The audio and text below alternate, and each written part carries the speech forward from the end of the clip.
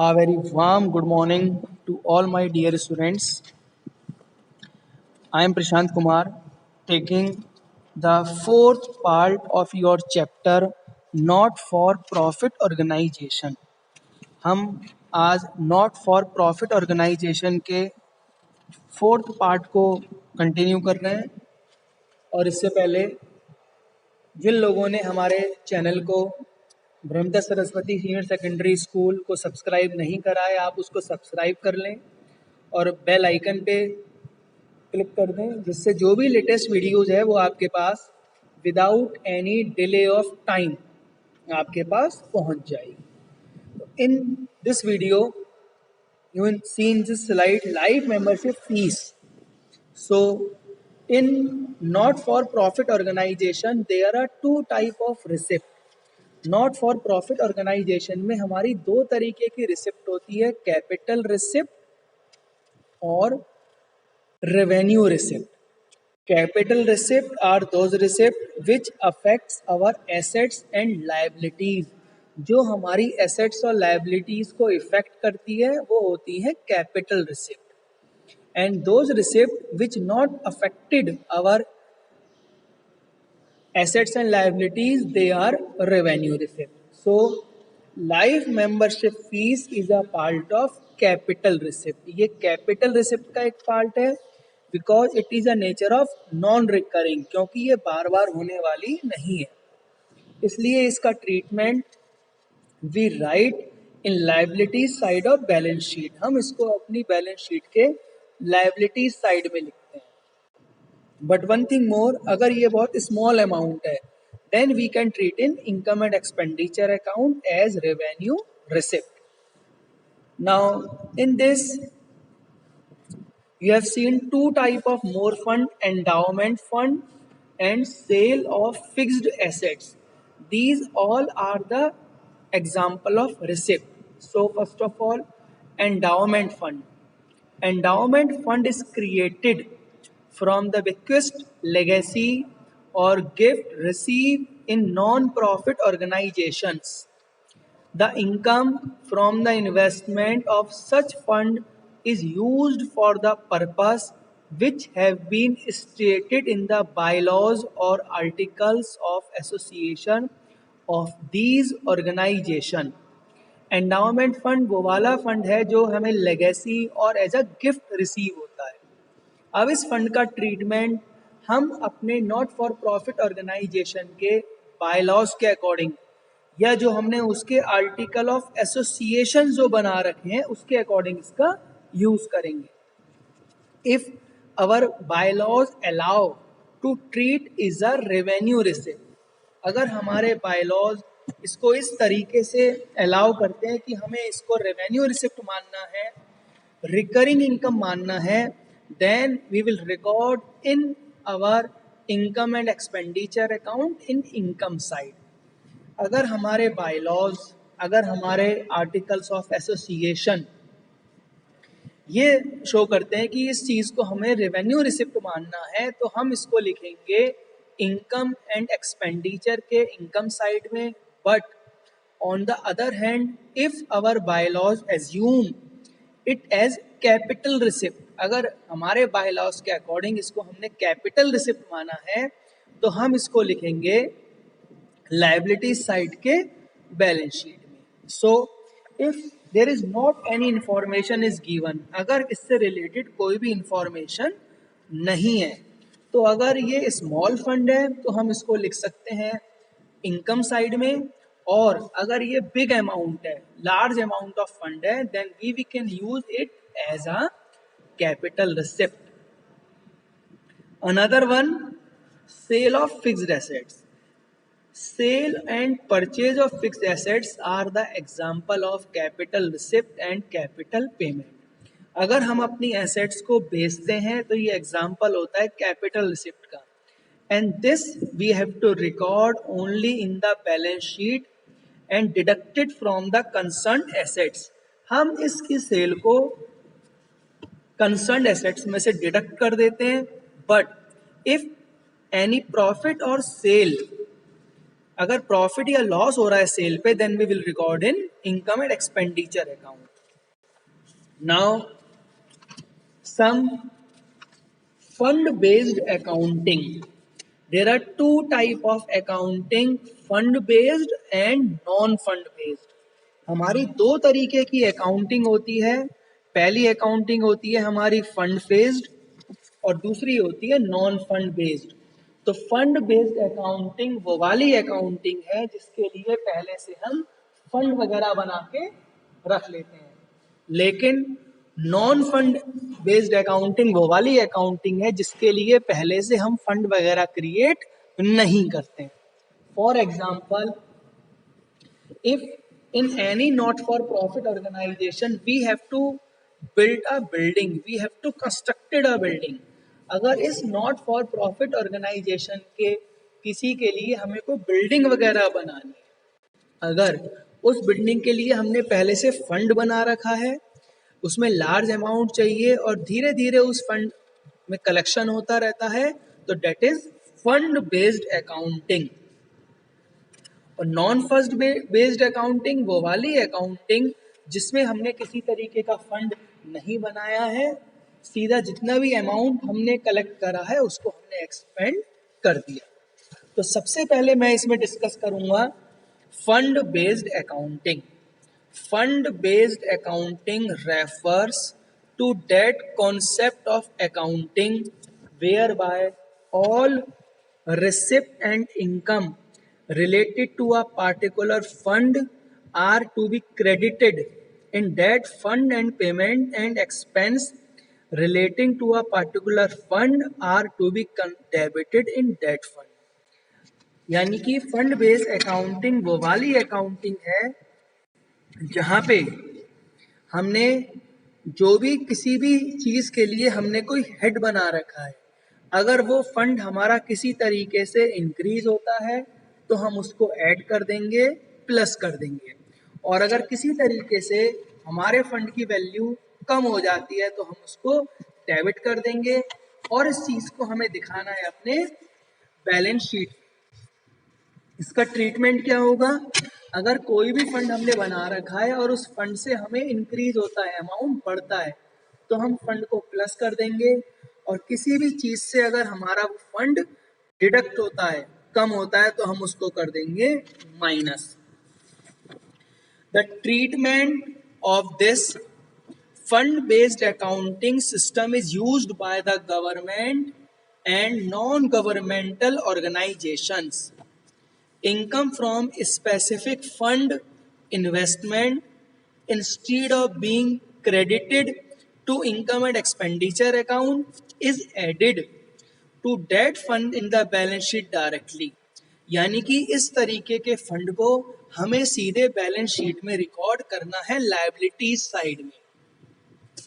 अब एक क्वेश्चन हमारे सामने ये अराइज होता है कि हम उसको बैलेंस शीट में क्यों रिकॉर्ड करते हैं. बैलेंस शीट में हम वो वाली अकाउंटिंग रिकॉर्ड करते हैं, उन चीज़ों को ट्रीट करते हैं जो हमारे लिए कमिटमेंट है, जिसके लिए हमने कहीं कलेक्शन वगैरह कर रखा है. और इस चीज़ को जब तक हम लायबिलिटी साइड में रिकॉर्ड करते रहेंगे, जब तक जिस पर्पस के लिए हमने वो फंड बनाया है उसमें पूरी तरीके से यूटिलाइज हुआ है या नहीं हुआ. इसके कुछ features for achieving certain objectives, कुछ हमारे ऑब्जेक्टिव्स होते हैं उसको अचीव करने के लिए. और next, it having separate entity.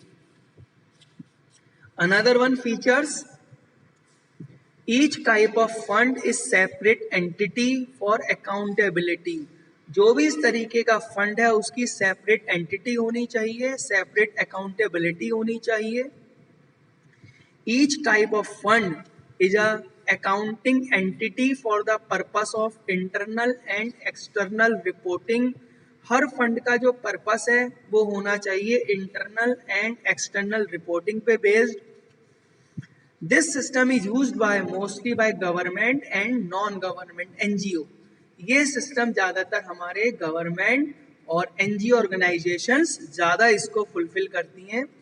इसके कुछ एग्जाम्पल हैं, general fund, specific fund.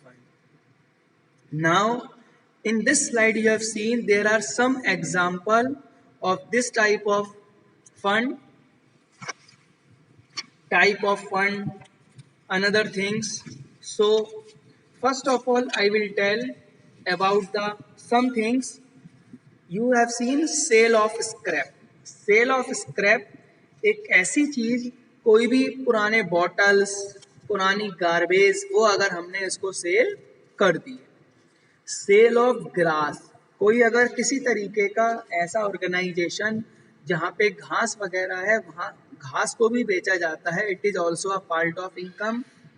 Cell of sports material, कोई ऐसी ऑर्गेनाइजेशन जो स्पोर्ट्स एक्टिविटीज में रिलेटेड है, उसका जितना भी सेल है ओल्ड का, उसको हम sale of old sports material. Purchase and sale of old newspapers, अगर हम ओल्ड न्यूज़पेपर्स, मैगजीन्स, पीरियोडिकल्स वगैरह लेते हैं, ये हमारा एग्जाम्पल हो गया रेवेन्यू पेमेंट का। पेमेंट ऑफ होनोरेरियम, यानी कि अगर हम किसी स्पेशल गेस्ट को अगर बुलाते हैं, if we allowed any special guest for any special lecture for performing a cultural event in the non-profit organization, it refers to honorarium।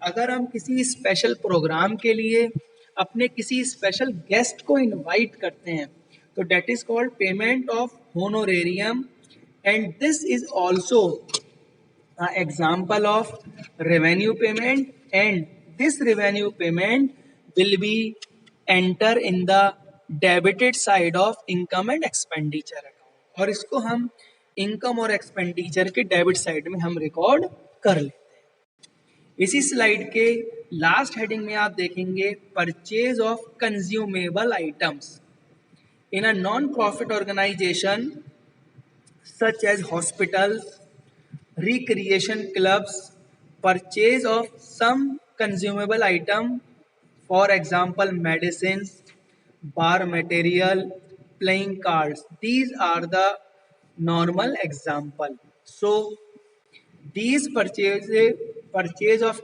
consumable items have some stock, जो हमने इसको कंज्यूम कर लिया है, जो कंज्यूम करने से ये जीरो हो गया है, तो इसको हम लिखेंगे इनकम और एक्सपेंडिचर के एक्सपेंडिचर साइड में। But if we have some balance of these consumable items, in consumable items का अगर कुछ हमारे पास बैलेंस बच गया है, then these balances will be come in the asset side of balance sheet as an our assets. इसको हम एज एन एसेट्स अपनी बैलेंस शीट में इसको रिकॉर्ड कर लेते हैं। इसी के साथ कुछ टाइप ऑफ फंड्स हैं। First you have seen in this slide unrestricted fund और कैपिटल फंड। अनरेस्ट्रिक्टेड फंड और कैपिटल फंड ये वो वाला फंड है जो ऑर्गेनाइजेशन को स्टार्ट करने के टाइम बनाया गया था। It is also called general fund, इसको हम जनरल फंड, ऑपरेटिंग फंड या कैपिटल फंड भी कह सकते हैं। ये वो वाला फंड है जो हमने अपनी ऑर्गेनाइजेशन को ऑपरेट करने के हिसाब से बना रखा है। For utilisation of this fund, इस फंड को यूटिलाइज करने के लिए देयर आर नो रेस्ट्रिक्शंस, किसी तरीके का रेस्ट्रिक्शंस नहीं होता, और इसीलिए इसको हम अनरेस्ट्रिक्टेड फंड कहते हैं। इस फंड को किसी भी तरीके से हम इसको यूज कर सकते हैं। In the absence of any restricted fund, this fund is used to meet all expense of not-for-profit organization. अगर कोई कंडीशन नहीं है तो इस फंड को जैसे हम चाहे कंज्यूम करने के लिए we are free. Another special fund और restricted फंड। स्पेशल फंड और restricted फंड वो वाला फंड है जिसको हमने किसी पर्पस के लिए ऑब्टेन करा गया है, इसलिए हम इसको स्पेसिफाइड पर्पस फंड या डोनर रेस्ट्रिक्टेड फंड भी कह सकते हैं। ये रेस्ट्रिक्टेड फंड है, इसका मतलब इस फंड को हम उसी जगह यूज कर सकते हैं जिसके लिए हमने इसको क्रिएट करा गया है। फॉर एग्जाम्पल प्राइज फंड, तो प्राइज फंड का जो पैसा है वो रेस्ट्रिक्टेड फंड है, इट मीन्स हम इस फंड को उसी जगह स्पेंड कर सकते हैं जिस पर्पस के लिए हमने इस फंड को क्रिएट कर रखा है। फॉर एग्जाम्पल डोनेशन फंड, एक हमने ऐसा फंड बना रखा है जिसको हम यूज करते हैं only for giving donation. Then this fund also comes in the category of special fund और रेस्ट्रिक्टेड फंड। इस फंड को यूज करते वक्त हमें ये देखना है वहीं पे इसको यूज करेंगे जिस पर्पस के लिए हमने इसको मेंटेन कर रखा है, हमने इसको क्रिएट कर रखा है। अदरवाइज इस फंड का यूज दूसरी जगह नहीं हो पाता। Next, endowment fund. Endowment fund is that fund which is created for the legacy और गिफ्ट। कोई लीगेसी, कोई किसी तरीके की गिफ्ट से अगर हमें पैसा मिला है तो उसको हम बोलते हैं एंडाउमेंट फंड। इस एंडाउमेंट फंड का हम इसको इन्वेस्ट कर देते हैं बैंक वगैरह में as a part of capital formation.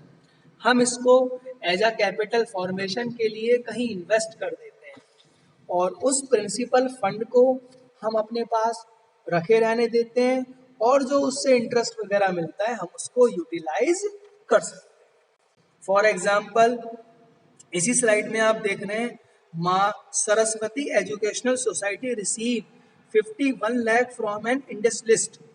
The purpose of this fund is for giving scholarship those who have got secured 95% in their senior secondary examination। यानी कि इस फंड को उसी पर्पस के लिए यूज करा जा सकता है जिनके सीनियर सेकेंडरी क्लास में अब 95% मार्क्स हैं। तो इस फंड को हम इन्वेस्ट कर देंगे और जो भी उसका इंटरेस्ट वगैरह हमें मिलेगा जहां से हमने उसको इन्वेस्ट कर रखा है वो इन्वेस्ट का इंटरेस्ट भी इसी फंड में इंक्लूड हो जाएगा। इसको कहते हैं हम endowment fund. In last slide of this video you can see fixed assets fund. Fixed assets fund वो वाला फंड होता है जहां पे हमने मालूम है कि we have purchase one machine and the life of that machine is 10 years। कोई एक हमने मशीन परचेज कर रखी है इस ऑर्गेनाइजेशन में और उस मशीन की लाइफ 10 years है, 10 लाख की मशीन है। इसका मतलब after 10 years we have to spend 10 lakh for purchasing new machine replacing old one। 10 साल बाद हमें एक नई मशीन खरीदनी है पुरानी मशीन को रिप्लेस जो कर देगी, उसके लिए we need 10 lakh।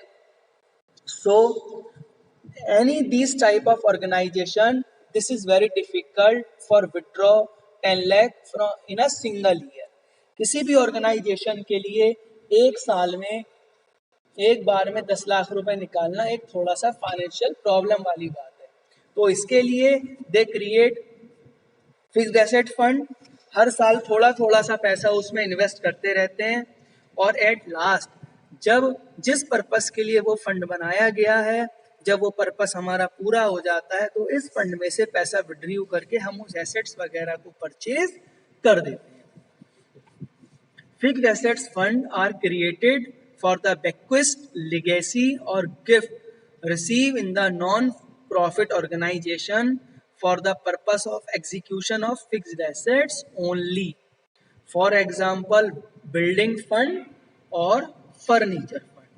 So, you must remember that type of fund which is created for restricted purpose, for special purpose, that will come in the liability side of balance sheet।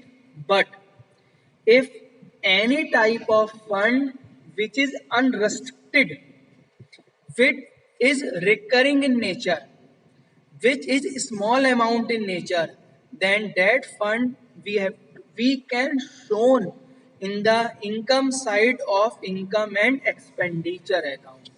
अगर कोई large amount का fund है, restricted fund है, तो हम उसको liability side में दिखाएंगे और अगर कोई स्मॉल अमाउंट का फंड है, अनरेस्ट्रिक्टेड है, रिकरिंग नेचर का है, तो हम उसको प्रेजेंट करेंगे अपने इनकम और एक्सपेंडिचर के इनकम साइड में, क्रेडिट वाली side.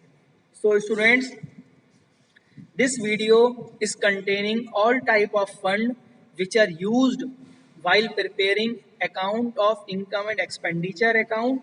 And once again, I remind you, please subscribe the channel Brahmda Saraswati Senior Secondary